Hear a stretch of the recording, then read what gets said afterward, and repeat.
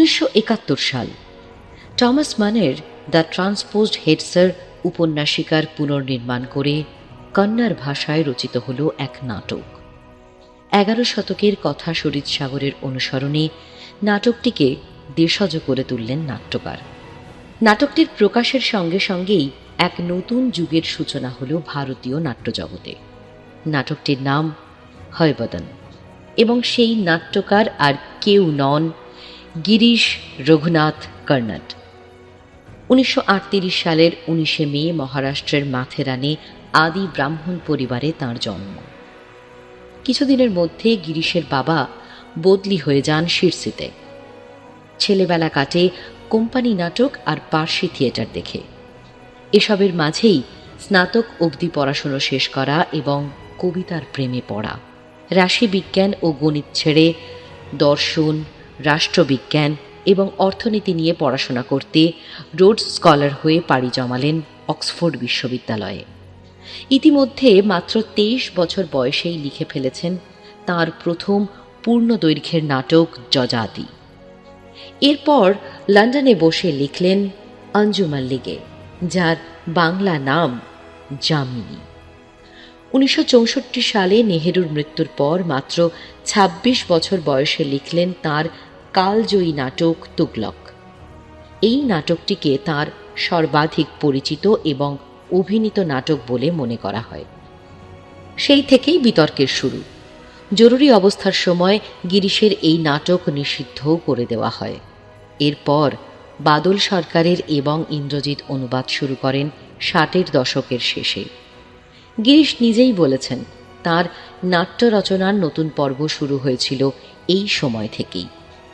কলকাতার বুকে কয়েকটি নাট্যদল মিলিতভাবে শ্যামানন্দ জালানের নির্দেশনায় তাঁর তুগলক নাটকটি মঞ্চস্থ করে। তুগলকের ভূমিকায় অভিনয় করেন স্বয়ং শম্ভু মিত্র। মঞ্চ পরিচালনায় ছিলেন খালিদ চৌধুরী এবং আলোক প্রক্ষেপণে তাপস সেন। বাংলায় যখন তুগলকের প্রথম অভিনয় চলছে তখনই গিরিশ লিখছেন হয়বদন। 1974 সালে তাঁর করা বাদল সরকারের এবং ইন্দ্রজিৎ নাটকের অনুবাদ অক্সফোর্ড ইউনিভার্সিটি প্রেস থেকে প্রকাশিত হয় এবং আন্তর্জাতিক খ্যাতি লাভ করে। 1988-তে লেখেন আরও একটি বিখ্যাত নাটক নাগমণ্ডল এবং 1990-তে মণ্ডল কমিশন ও বাবরি মসজিদ নিয়ে উত্তেজনার প্রেক্ষাপটে লেখেন তালেদণ্ড। নাটকের পাশাপাশি চলচ্চিত্র জগতের সঙ্গেও ছিল তাঁর নিবিড় যোগ। 1970-এ মুক্তিপ্রাপ্ত সংস্কার গিরিশ কর্নাডের লিখিত ও অভিনীত প্রথম ছবি। একে একে নিশান্ত, মন্থন, স্বামী, পুকার থেকে শুরু করে ইকবালের মতো ছবিতে তাঁর কাজ মুগ্ধ করে দর্শকদের। হিন্দি ছাড়া আরও কয়েকটি ভাষায় অভিনয় করেছেন তিনি। পরিচালক ও চিত্রনাট্যকার হিসেবেও কাজ করেছেন বেশ কয়েকটি ছবিতে। এছাড়া জনপ্রিয় টেলিভিশন ধারাবাহিক মালগুড়ি ডেজেও অভিনয় করেছিলেন তিনি। দীর্ঘ সৃষ্টিশীল জীবনের স্বীকৃতিস্বরূপ ভারত সরকার তাঁকে পদ্মশ্রী ও পদ্মভূষণ সম্মানে সম্মানিত করেছে। 1988 সালে পেয়েছেন জ্ঞানপীঠ। এছাড়াও পেয়েছেন চলচ্চিত্রে জাতীয় পুরস্কার, 4 বার ফিল্মফেয়ারও জিতেছেন তিনি। সামলেছেন পুনে ফিল্ম ইনস্টিটিউটের ডিরেক্টর ও সঙ্গীত নাটক একাডেমির চেয়ারম্যানের মতো গুরু দায়িত্ব।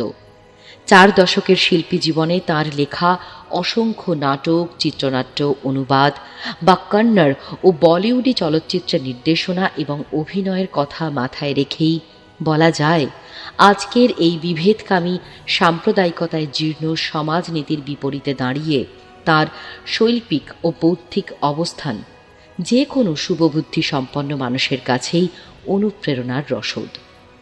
সমাজ ও মানবিকতার কাছে সদা দায়বদ্ধ এই শিল্পীর জন্মদিনে আমাদের প্রণাম।